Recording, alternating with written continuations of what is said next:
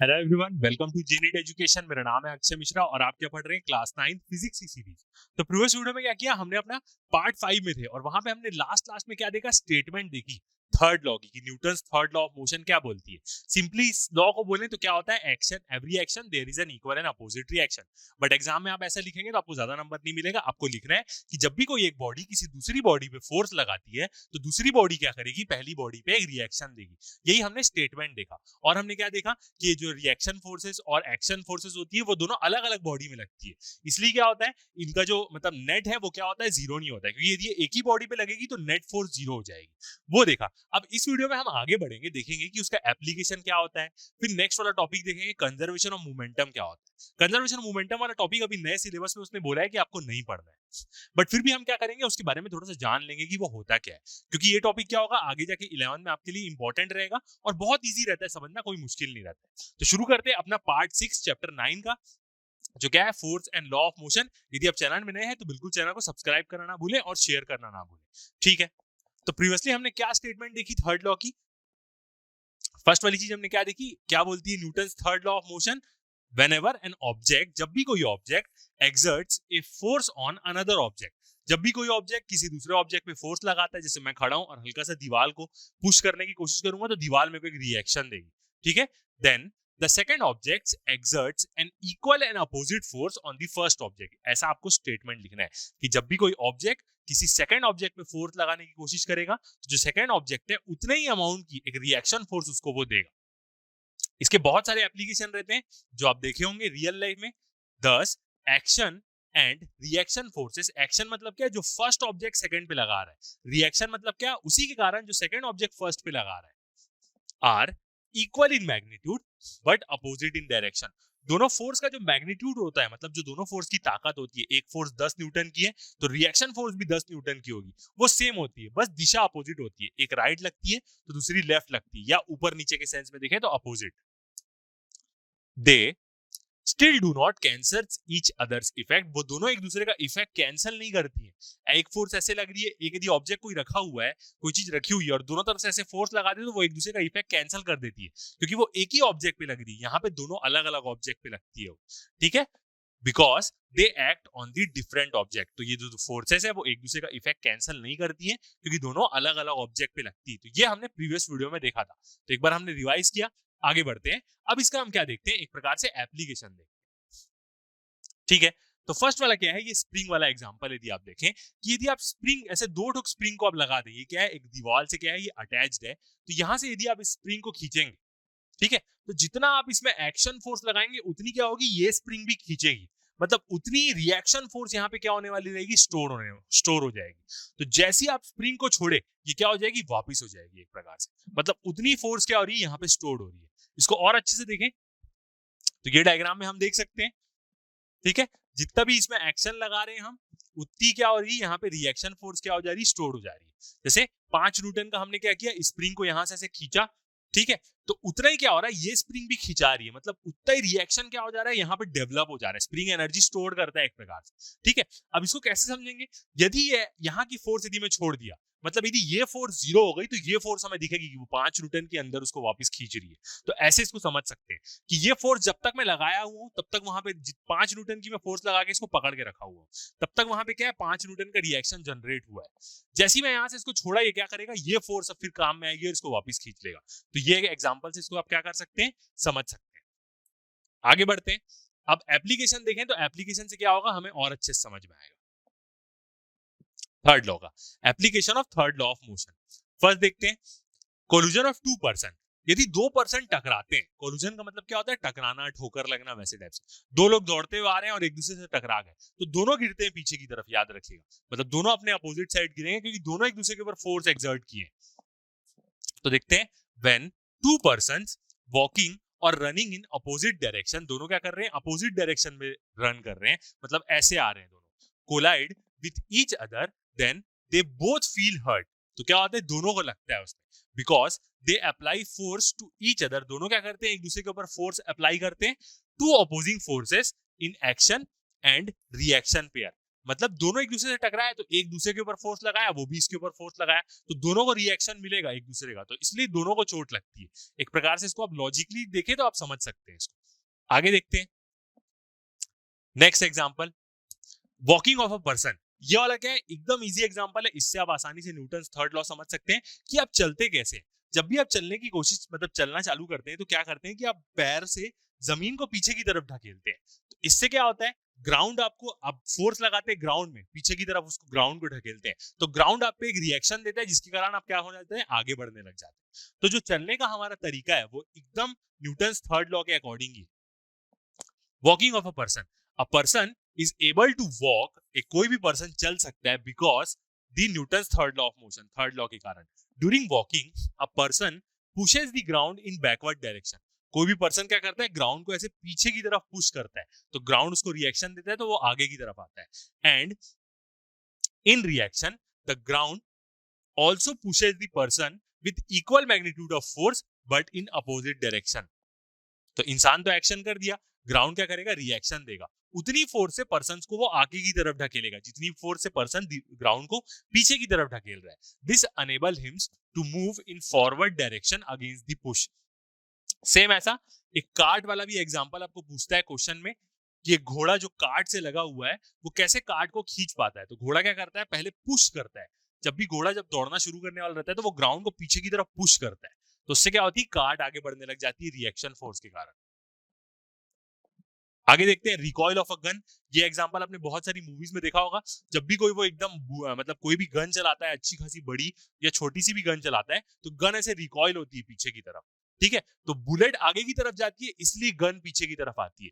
बस यहाँ पे क्या है, बुलेट का मास और गन का मास अलग अलग होता है, इसलिए हमें फर्क ज्यादा अलग दिखता है। बुलेट एकदम तेजी से आगे जाती है, गन हल्का सा जर्क मार के पीछे की तरफ आती है। तो ये क्या है, एक प्रकार से रिएक्शन है।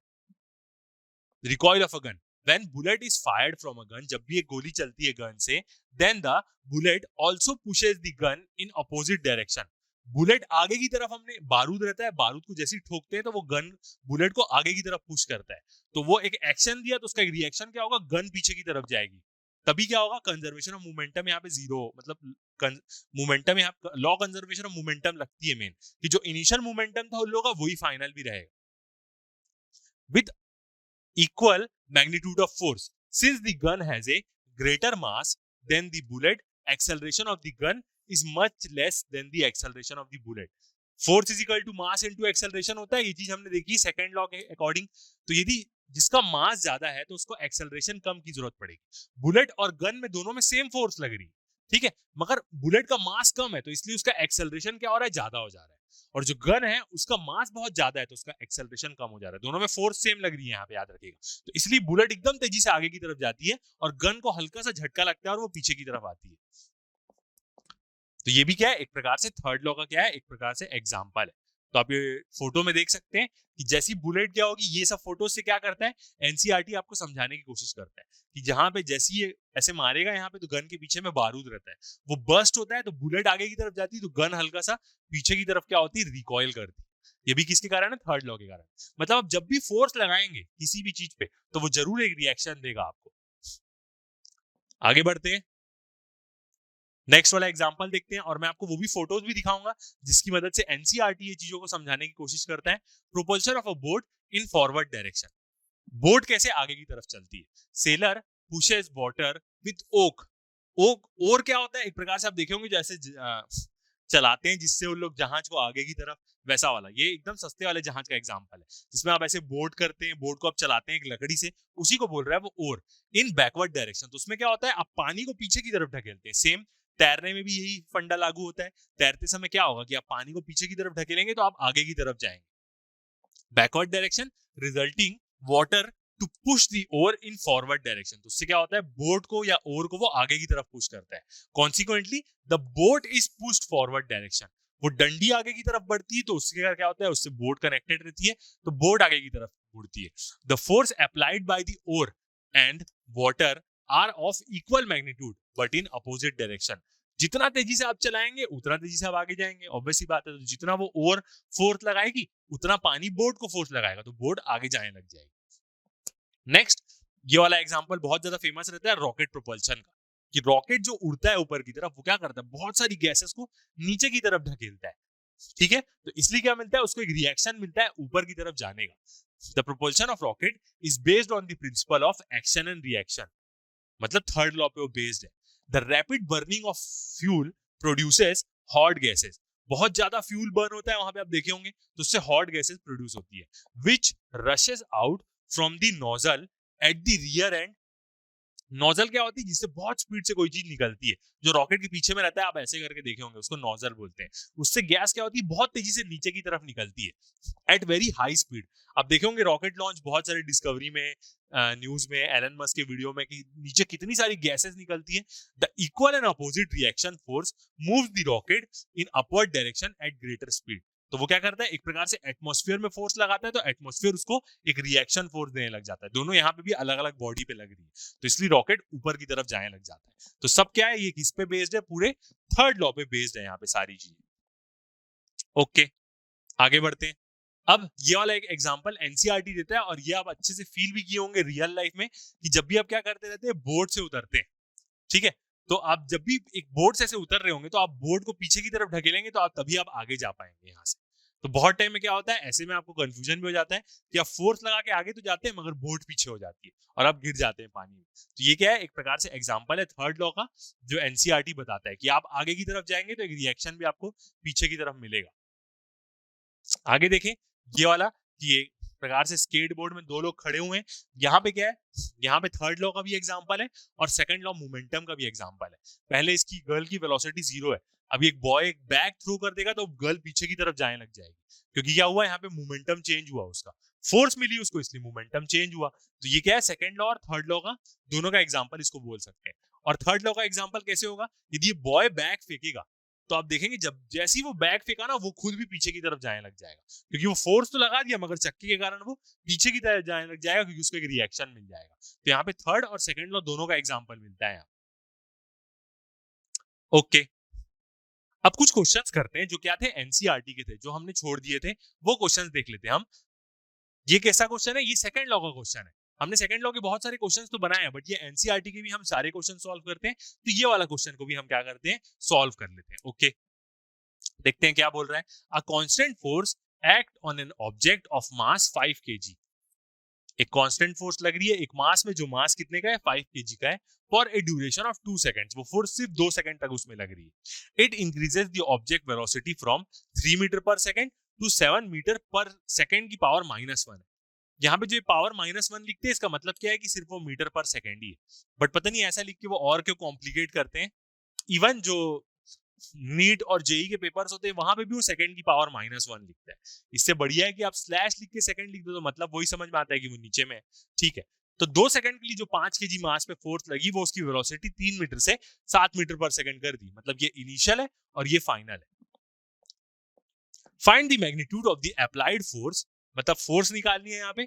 If the force was applied for a duration of 5 second, यदि वो फोर्स 2 सेकंड से 5 सेकंड तक लग गई, so what would be the final velocity of the object. तब ये जो 7 मीटर पर सेकंड है, वो उसके बाद क्या रहेगा, मतलब फाइनल वेलोसिटी क्या रहेगी, यहाँ पे वो पूछ रहा है। ओके, तो सॉल्व करते हैं इस क्वेश्चन को।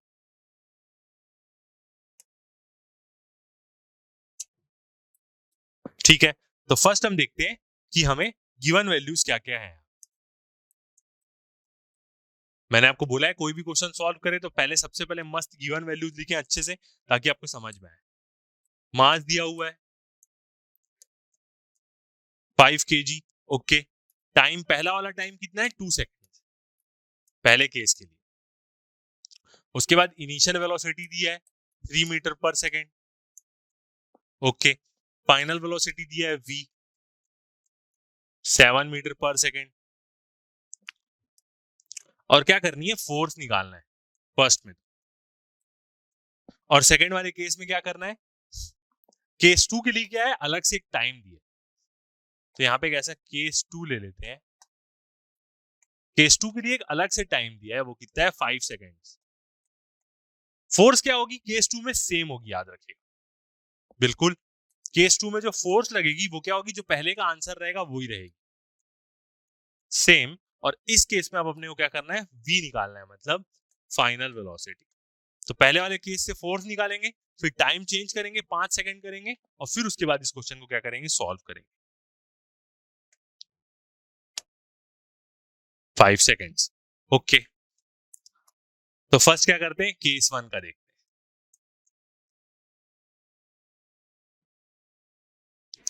अब फोर्स निकालनी है, तो उसके लिए क्या करेंगे, हम एक्सेलरेशन निकाल लेंगे सीधा यहाँ पे।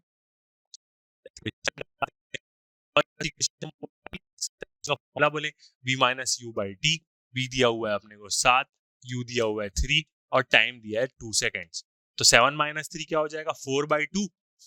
तो एक्सेलरेशन कितने का आ जाएगा, 2 मीटर पर सेकेंड स्क्वायर। हमेशा यूनिट लिखें अच्छे से। ओके, अब निकालना है फोर्स, तो F इजिकल टू क्या हो जाएगा, ma न्यूटन सेकेंड लॉ के अकॉर्डिंग। मास दिया हुआ है 5 kg और फोर्स है, मतलब एक्सेलरेशन है 2 का, तो 10, तो फोर्स आ जाएगी 10 न्यूटन। ये आ गया फर्स्ट वाले केस का आंसर। अब केस 2 में देखते हैं, फोर्स यही रहेगी, बस याद रखिएगा, टाइम बस यहाँ पे चेंज हो जाएगा। और उस केस में हमें क्या करनी है, फाइनल वेलोसिटी निकालनी है। ठीक है, तो इसके लिए पूरा फॉर्मूला लेंगे। सबसे पहले देखते हैं, फोर्स इक्वल टू क्या होता है, मास इनटू एक्सेलरेशन। ठीक है, और इसको पहले वो कर लेते हैं। तो यहां से एक्सेलरेशन यदि हम देखें, तो एक्सेलरेशन क्या होगा, फोर्स बाई मास, ये होगा। ठीक है, और एक्सेलरेशन का एक और फॉर्मूला क्या होता है, ऊपर वाला, यही किसके बराबर होगा, v minus you by T के होगा बराबर। ठीक है, सारी वैल्यू पता है, v निकालना है, यहाँ से v निकालना है, बाकी ये सारी वैल्यू तो पता है। तो फोर्स देखें, तो ये वाली चीज को छोड़ देते हैं, ये दोनों को भी तो इक्वेट कर सकते हैं हम। फोर्स आई है अपनी 10 न्यूटन की, मास है 5 kg। ठीक है, फाइनल वेलोसिटी निकालनी है, u दिया है, इनिशियल वेलोसिटी सेम रहेगी 3, और टाइम यहाँ पे 5 सेकंड लगेगा, याद रखिएगा। टाइम यहाँ पे हम चेंज करेंगे, जो पहले हमने 2 लिया था वो क्या हो जाएगा, 5 सेकंड हो गया। ठीक है, तो इसको देखते हैं। तो यहां से क्या होगा, ये तो ऐसी कट गया, 1 जा और 2 जा। ठीक है, ये 5 2 जा क्या हो गया, 10 हो गया, 5 इधर मल्टीप्लाई हो गया, और यहाँ पे क्या बचा, v माइनस 3। बिल्कुल, अब ये यहाँ चले जाएगा, 3 तो प्लस हो जाएगा, तो v इक्वल टू कितना आ जाएगा, 13 मीटर पर सेकंड। मतलब वही फोर्स यदि 5 सेकंड तक लगी, तो कितनी हो जाएगी फाइनल वेलोसिटी, 7 से 13 मीटर पर सेकंड हो जाएगी। जो पहले 7 थी, तो ये आ गया हमारा दूसरा वाला आंसर। ठीक है, तो ये क्वेश्चन ऐसे एनसीईआरटी में रहता है, तो बस इसमें टाइम का आपको ध्यान रखना है। आप आसानी से क्या कर सकते हैं, सॉल्व कर सकते हैं। ओके, अगला क्वेश्चन देखते हैं। एक और क्वेश्चन हमने छोड़ा था, तो उसको भी बना लेते हैं, जिससे क्या होगा, हम अंदर के सारे एक्सरसाइज सब क्वेश्चन बना लेते हैं। देखते हैं क्या बोल रहे हैं, which would required a greater force, किस जगह में ग्रेटर फोर्स लगेगी, बोल रहा है accelerating a 2 kg mass at 5 metre second square. अच्छा, एक 2 kg मास को 5 मीटर पर सेकेंड स्क्वायर, मतलब उसका एक्सेलरेशन दिया है, और 4 kg मास एट 2 मीटर पर सेकेंड स्क्वायर। दोनों में से ज्यादा फोर्स किस में लगेगी, बोल रहा है। तो दोनों केस के लिए हम फोर्स कैलकुलेट कर लेते हैं, मास और एक्सेलरेशन तो दिया है, और वहां से हमें समझ में आ जाएगा। ओके, तो यहां पे गिवन यदि हम देखें, तो पहला वाला क्या है, केस 1 देखते हैं। 2 केसेस में ले लेते हैं इसको, केस 1 और केस 2, तो दोनों की एक साथ फोर्स हम निकाल। ओके, फर्स्ट वाले केस में क्या दिया है, m1 ले लेते हैं, और मास 1 की वैल्यू क्या है, पहले केस में 2 kg। ओके, फर्स्ट वाले केस में एक्सेलरेशन अपने को कितना दिया हुआ है, 5 मीटर पर सेकेंड स्क्वायर। सेकेंड वाला केस देखते हैं, तो इसका मास अलग है, दोनों से फोर्स कैलकुलेट करेंगे और देख लेंगे ज्यादा किसकी है, 4 kg, और A2 यहाँ का एक्सेलरेशन 2 मीटर पर सेकेंड स्क्वायर का। तो F इजिकल टू क्या होगा, ma, और यहाँ पे भी ये कौन सी होगी, F1 होगी, फर्स्ट वाली फोर्स, मतलब फर्स्ट केस के लिए ये हो जाएगी F2 ma। दोनों में वैल्यू पुट करते हैं, तो ये क्या हो जाएगा, मास है 2, एक्सेलरेशन है 5 का, तो F1 हो जाएगी अपनी 10 न्यूटन, ये आई।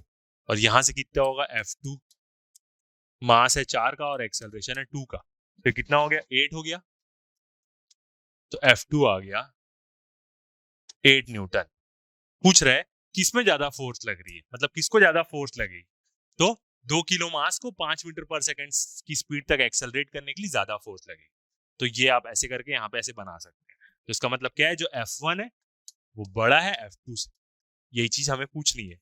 तो इसी को आप क्या करेंगे, लास्ट में स्टेटमेंट के फॉर्म में लिख देंगे कि F1 दो केजी मास को 5 मीटर पर सेकंड स्क्वायर से में ज्यादा फोर्स लगेगी एज कंपेयर टू केस 2। ठीक है, तो ये वाला हुआ। अब आगे बढ़ते हैं, नेक्स्ट टॉपिक आता है क्या अपना मोमेंटम के बारे में, देखते हैं उसके बारे में। ओके, आगे बढ़ते हैं। अब नेक्स्ट टॉपिक आता है अपना law of conservation of momentum. ये टॉपिक आपको सीबीएसई बोला है कि नहीं पढ़ना है, बट ये टॉपिक भी आप समझ लिए रहे, क्योंकि 11th में जाके आपको काम आएगा और बहुत ही इजी टॉपिक होता है, कोई बहुत मुश्किल नहीं होता है। तो नेक्स्ट हम देखते हैं लॉ ऑफ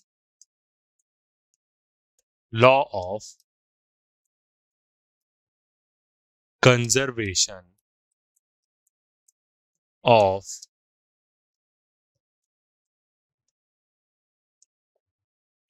मोमेंटम। ठीक है, मोमेंटम क्या होता है, mass into velocity. Initial momentum मतलब mass into initial velocity, final momentum मतलब मास इनटू फाइनल वेलोसिटी। तो टॉपिक देखेंगे हम law conservation of momentum. Conservation का मतलब क्या होता है कि बैलेंस्ड रहे, जितना स्टार्टिंग में था उतना ही एंड में रहे। जैसे एनर्जी कंजर्व रहती है, कभी भी क्रिएट नहीं होती, कभी भी डिस्ट्रॉय नहीं होती, वैसे मोमेंटम का भी एक प्रकार से रहता है, कंजर्व रहता है। यदि इनिशियल मोमेंटम किसी चीज का जीरो है तो फाइनल मोमेंटम भी एक प्रकार से जीरो ही होगा, बस कोई अनबैलेंस फोर्स ना हो, इसका ये मतलब होता है। अब इसको क्या करते हैं हम, जैसे बुलेट, गन और बुलेट का जो केस होता है उसमें दोनों गन के अंदर बुलेट रहती है, तो दोनों का इनिशियल मोमेंटम जीरो होता है। जैसी गन फायर होती है ना, तो बुलेट सामने की तरफ जाती है और गन पीछे की तरफ रिकॉइल होती है। तो इससे क्या होता है, फाइनल मोमेंटम भी दोनों का जीरो हो जाता है। तो कोई भी चीज, यदि कोई ब्लास्ट होगा तो कोई तीन, जैसे कोई बम है, बम का इनिशियल मोमेंटम जीरो है, ब्लास्ट हुआ ना तो उसके पार्टिकल्स वैसे ही चारों तरफ जाएंगे ताकि फाइनल मोमेंटम भी जीरो हो, ऐसा करके। तो ये क्या रहता है, कंजर्व्ड का मतलब होता है कांस्टेंट, एक प्रकार से आप सोच सकते हैं कि किसी की वैल्यू 10 है तो वो 10 ही बने रहेगी, ना कम होगी ना ज्यादा होगी, एक प्रकार से। तो यही होता है कंजर्व का मतलब। ठीक है, तो अब क्या करते हैं, इसकी स्टेटमेंट देखते हैं क्या होता है law conservation of momentum. First statement देखें तो ये क्या है, it is a result of Newton's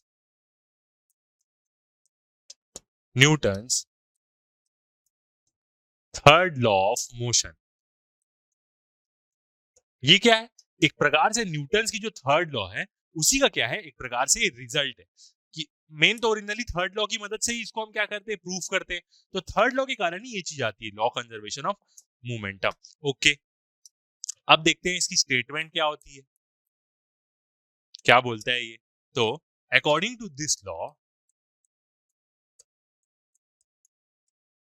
वही बोलेगा इनिशियल और फाइनल मोमेंटम क्या रहता है, कंजर्व रहता है, बस कोई एक्सटर्नल फोर्स ना रहे। अकॉर्डिंग टू दिस लॉ, ऐसे ही आपको स्टेटमेंट लिखनी रहेगी, the total momentum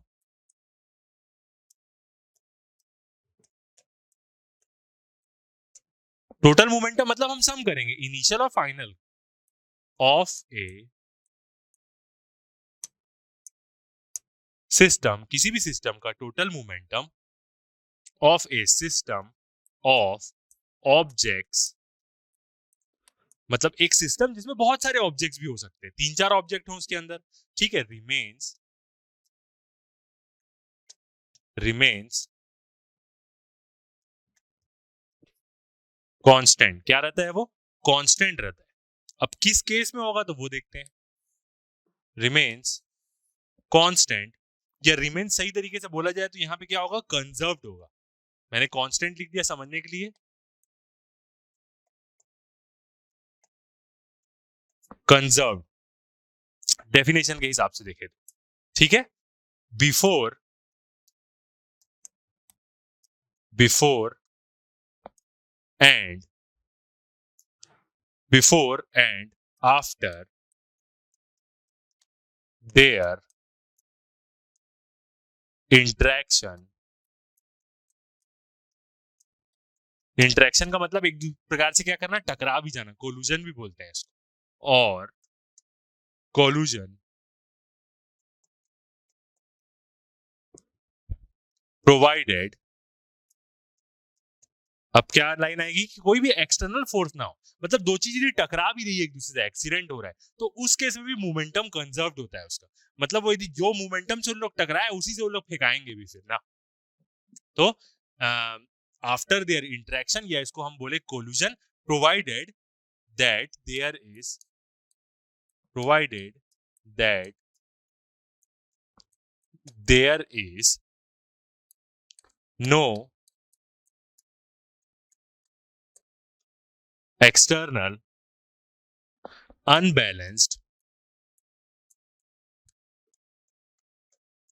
force on them, बस कोई भी अनबैलेंस्ड फोर्स उसमें एक्ट ना हो रही हो उन पे, एक्टिंग ऑन देम। तो ये क्या है मेन स्टेटमेंट उसका, इंपॉर्टेंट चीज क्या होगी, इंटरेक्शन, और इसी को हम क्या बोलते हैं, कोल्यूजन। तो मतलब कोई भी कैसा भी मोमेंटम है, यदि दो चीज टकरा रही है तो जो उसका इनिशियल टोटल मोमेंटम होगा वो कंजर्व्ड होगा, फाइनली भी उसका टोटल मोमेंटम वही होगा, बस क्या होगा, जैसे दो चीज आई एकदम स्पीड से टकराई, दो कार टकराई, तो जितने वो मोमेंटम से टकराई है उतने मोमेंटम से ही दोनों फिर फेंकाएंगे इधर अगली अगली दिशा में, ठीक है, क्योंकि जितनी ताकत होगी वो कंजर्व्ड रहेगी उनकी, एक प्रकार से मोमेंटम कंजर्व्ड रहेगा उनका, ठीक है। अब ये क्या रहता है, एक प्रकार से इसकी क्या रहती है, स्टेटमेंट रहती है। अब हम क्या करेंगे आगे जाके, इसका क्या देखते हैं, प्रूफ देखते हैं कि कैसे हम क्या करते हैं, इसको प्रूफ करते हैं। ओके, तो एक बॉडी ले लेते हैं पहले, मतलब दो ठोक बॉडी ले लेते हैं, और फर्स्ट वाला केस क्या होगा, दोनों के टकराने से पहले, बिफोर कोल्यूजन,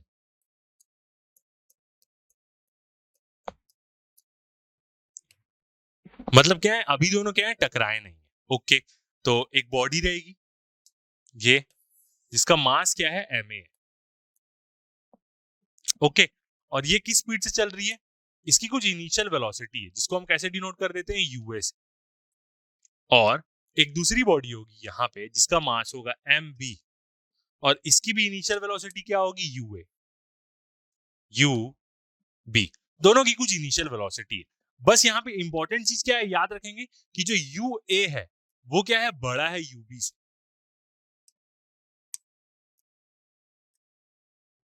तभी तो ये आके इसको पीछे से ठोकेगा, इसकी वेलोसिटी ज्यादा है और इसकी कम है, तो ये आके क्या करेगा, इसको पीछे से हिट करेगा। तो ऐसे ही हम देखेंगे कि कैसे टोटल मोमेंटम कंजर्व होता है, वही हम प्रूव कर रहे हैं आप, ठीक है। तो यूए की वेलोसिटी ज्यादा है, यूबी की वेलोसिटी कम है, तो ये पीछे से आके इसको ठोक देगा। सेम दो कार के हिसाब से समझ लीजिए कि इसकी वेलोसिटी ज्यादा है, इसकी वेलोसिटी कम है, ठीक है। और यहाँ पे दिख ही रहा है कि दोनों कैसे मूव कर रहे हैं, यहाँ पे सेम डायरेक्शन। इससे जो हमें रिजल्ट मिलता है उसको हम अपोजिट डायरेक्शन वाले केस में भी क्या कर सकते हैं, यूज कर सकते हैं, ठीक है। दोनों सेम डायरेक्शन में मूव कर रहे हैं, अब क्या होगा, दोनों एक दूसरे से क्या हो जाएंगे, टकरा जाएंगे कुछ समय के लिए, ठीक है। तो ये बॉडी और ये बॉडी दोनों क्या होगा, एक दूसरे से टकरा गए, कुछ टाइम के लिए वो टकराएंगे ना, उसके बाद इफेक्ट होगा कि वो उसको ढकेल दिया या ये इसको पीछे कर दिया, जो भी हुआ, ठीक है। तो जब ये लोग टकराएंगे तो क्या करेंगे, दोनों एक दूसरे पे फोर्स एक्सर्ट करेंगे। ओके, अब एक ए वाला फोर्स कैसे लगाएगा, बी पे ऐसे इस तरफ फोर्स लगाएगा, सामने की तरफ उसको, तो इसको हम बोलते हैं फोर्स एफ ए बी, मतलब फोर्स लगा रहा है ए बी पर, एफ ए बी का मतलब, तो ये एक्शन किया, ठीक है। एक प्रकार से यहाँ पे मैंने नोट किया है कि ओके कोई दिक्कत नहीं, तो ए पहले बी पे फोर्स लगाया क्योंकि ये आगे इसको ठोक रहा है ना, तो ए बी पे फोर्स लगाया, तो उसने एक्शन किया, तो बी क्या करेगा, एक रिएक्शन देगा अपने को ये, और ये फोर्स कौन सी होगी, रिएक्शन फोर्स एफ बी, जो बी लगाएगा ए के ऊपर, और एक प्रकार से क्या होगी, ये रिएक्शन होगी, पहला वाला क्या है, एक्शन, ठीक है।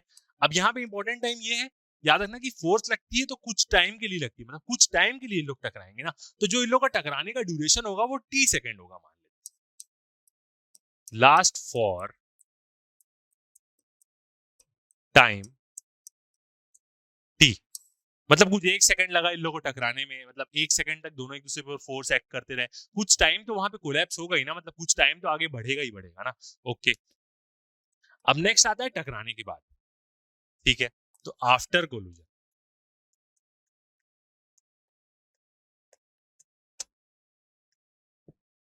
ठीक है, अब दोनों टकरा गए, एक दूसरे से टकरा गए, दोनों एक दूसरे के ऊपर फोर्स लगा दिए, मगर चलते कहाँ रहेंगे, दोनों एक ही दिशा में, आगे जिस तरफ जा रहे हैं दोनों सेम डायरेक्शन में, उसी डायरेक्शन में चलते रहेंगे ना, डायरेक्शन थोड़ी ना चेंज कर लेंगे। तो क्या हो जाएगा, दोनों एक दूसरे से दूर हो जाएंगे, बी आगे हो जाएगा, ए आगे हो जाएगा, कुछ भी हो सकता है उसके बाद ना।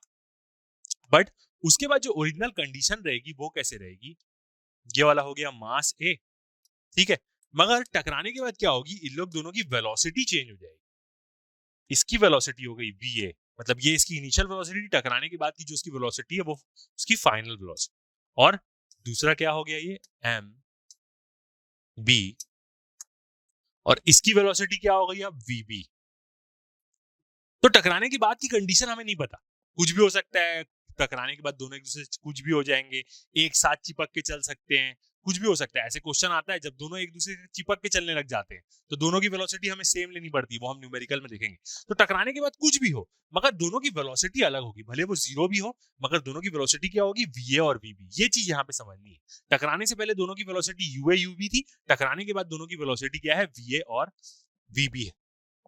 ओके, तो ये हमें क्या हुआ, इसकी कंडीशन हुई, समझ में आया, ठीक है। अब यहाँ पे देखते हैं मोमेंटम इन लोग, तो टोटल मोमेंटम हम निकाल रहे हैं, याद रखिएगा, ठीक है। तो फर्स्ट देखें टोटल इनिशियल मोमेंटम, ठीक है, और यहां पे क्या है, एक सिस्टम का है, और उस सिस्टम में क्या है, दोनों है, ए और बी दोनों है। तो टोटल इनिशियल मोमेंटम क्या होगा, दोनों का इनिशियल मास और दोनों की इनिशियल स्पीड, और दोनों का सम करेंगे हम टोटल, तो एम ए यू ए, ये पहले वाले का बॉडी का initial momentum, plus M B you B, ये दूसरी वाली बॉडी का इनिशियल मोमेंटम। ओके, अब फाइनल देखते हैं, टोटल फाइनल मोमेंटम, दोनों बॉडी का फाइनल मोमेंटम देखते हैं, सिस्टम का ही होगा। ओके, तो ऑफ, ठीक है, लिख ही लेते, मोमेंटम ऑफ सिस्टम, क्योंकि दोनों को हम क्या मान ले रहे हैं, एक सिस्टम मान ले रहे हैं। अब ये क्या होगा, फाइनल मास दोनों का और final velocity, M A V A plus M B we B. दिख भी रहा है ये, ए का इनिशियल मोमेंटम ये है, ए का फाइनल मोमेंटम ये, बी का इनिशियल मोमेंटम ये, बी का फाइनल मोमेंटम ये। अब पूरे सिस्टम का देख रहे हैं तो दोनों का इनिशियल मोमेंटम प्लस कर रहे हैं और इन लोग दोनों का फाइनल मोमेंटम प्लस कर रहे हैं यहाँ पे। ओके, अब अपने को मेन प्रूफ क्या करना है, टू, मतलब ओरिजिनली हम क्या प्रूफ करना चाह रहे हैं, हम ये प्रूफ करना चाह रहे हैं कि जो इनिशियल मोमेंटम रहेगा इन लोग इस सिस्टम का, वो फाइनल मोमेंटम के बराबर रहेगा, मतलब सम।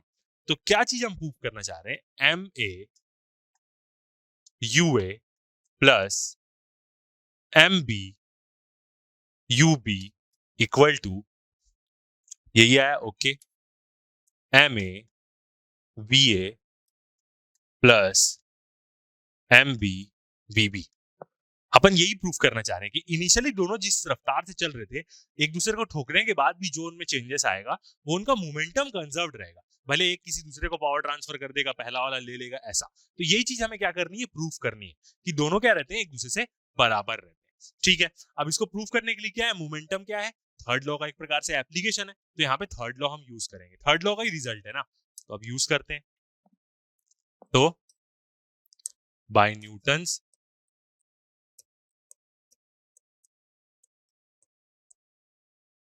थर्ड लॉ, कैसे निकालेंगे मोमेंटम, पहले तो फोर्स पे ही देखेंगे ना, दोनों के ऊपर कैसी कैसी फोर्स लग रही है। ठीक है, तो फोर्स क्या होगी, दोनों एक्शन और रिएक्शन फोर्स लगभग सेम होगी, सेम ही होगी लगभग, जो एक्शन लगाएगा और रिएक्शन लगाएगा, बस दोनों का क्या रहेगा, डायरेक्शन अलग रहेगा।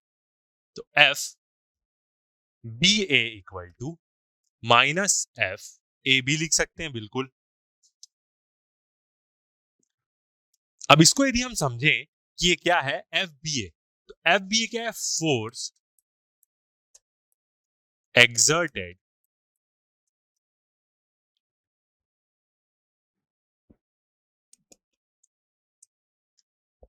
force exerted by B पहले तो ए फोर्स लगाएगा, तो force exerted on B by A, ठीक है।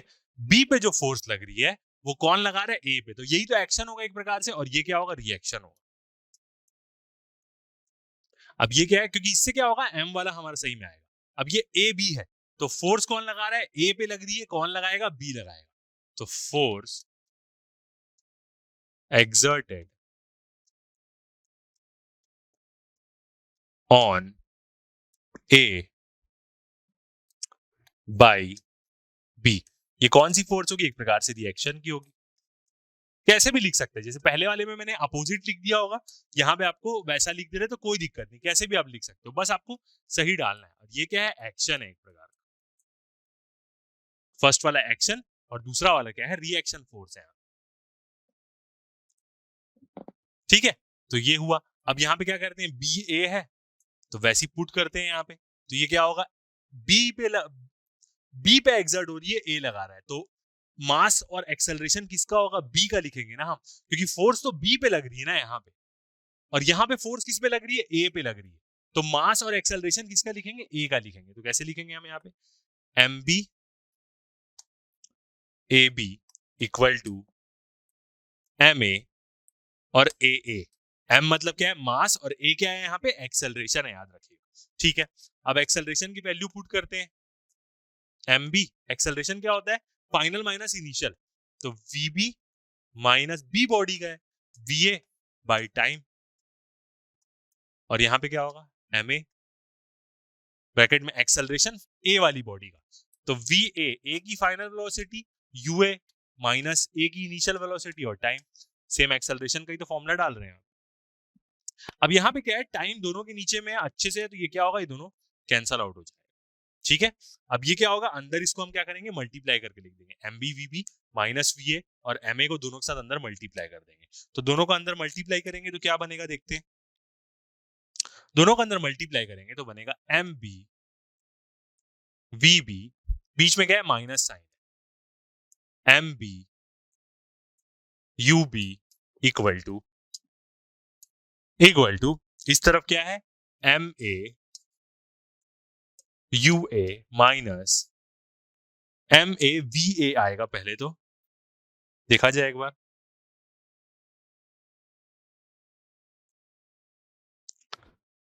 बिल्कुल।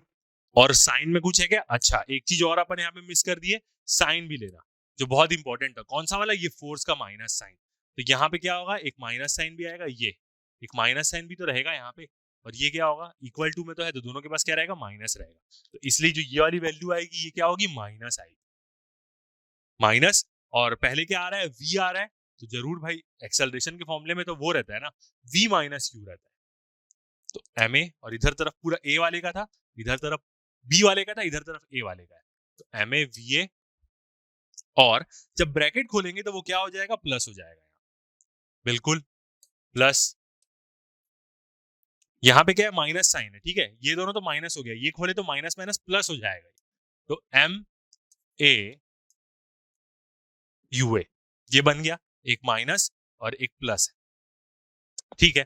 तो अब इसको कैसे शफल करें ताकि वो सही तरीके से बन जाए, तो ये वाला जो है, ये माइनस है, तो इसको इधर ले लेते यहाँ पे, तो ये प्लस हो जाएगा, और ये वाली टर्म भी क्या है, माइनस है, तो इसको इधर ले जाते, तो ये क्या हो जाएगा, यहाँ आके प्लस हो जाएगा, तो ऐसे ही शिफ्ट करेंगे तो क्या होगा, ये प्लस हो गया, तो इक्वेशन क्या बनेगी, एम ए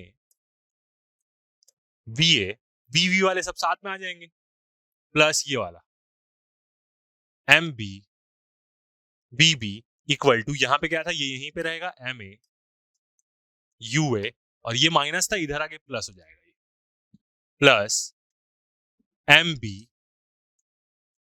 यू बी, यही चीज हमें प्रूव कर रही थी, बस वहां पे क्या था कि ये वाली टर्म पहले लिखी हुई थी, यही चीज तो हमें प्रूव करना था, एम ए और यू एक साथ, और ए बी दोनों का यू एक साथ और दोनों का वी एक साथ बॉडी का, तो आप देख सकते हैं, और यही चीज क्या कर ली हमने, प्रूफ कर लिया, तो ये आ गया हमारा, बस इसमें वी वाली टर्म पहले आ रही है और यू वाला बाद में लिखा है, तो मतलब वही है, तो ये चीज क्या कर ली हमने, प्रूफ कर दी कि मोमेंटम क्या रहता है, कंजर्व रहता है। अब ये रिलेशन आप एकदम अच्छे से याद रखेंगे, बस इसको कैसे याद रखना है, यू वाले को पहले याद रखना। तो सही तरीके से देखें तो ये एम ए यू ए, एकदम आसान तरीका याद रखने का, M B you B equal to, पहले दोनों ए आएगा और दोनों का पहले मास और दोनों की इनिशियल वेलोसिटी, और दूसरे केस में क्या होगा, दोनों का मास और दोनों की फाइनल वेलोसिटी वीबी। तो ये फॉर्मूला मेन याद रखें, इसी से क्या होगा, आसानी से सारा क्वेश्चन बनने लग जाएगा। ठीक है, अब नेक्स्ट वीडियो में क्या करेंगे, हम इसी से एडिट क्या करेंगे, क्वेश्चंस बनाएंगे मोमेंटम से लेके। तो अभी तक के लिए इतना ही, थैंक यू।